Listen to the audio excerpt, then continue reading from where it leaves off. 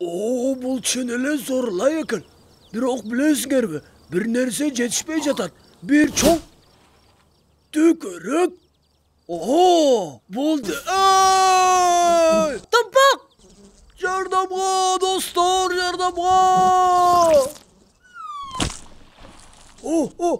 Сен көрдүңбү? Тигил кишинин көзүнө ылай шыбады. Эмне үчүн? Байкуш сокурду шылыңдап жатат го. Эй, аны кое бер. Сен ал сокурду эмне? Көрө баштадым. Мындайды күткөн эмесмин. Мен көрө баштадым. Айка, ал көрө алат. Ал көрө баштады. Көрүп жатам. Мен деле көрө алам, бирок секирбей элемин. Бирок ал эч нерсе көрчү эмес. Ал сокур болчу. Анда түшүнүктүү. Ал жанагы Ыйса менен эмес беле? Ыйса мен жарыкмын деп анын көзүнө ылайды шыбап, аны айыктырды. Мен көрдүм. Эмнени ошону алгансыңар?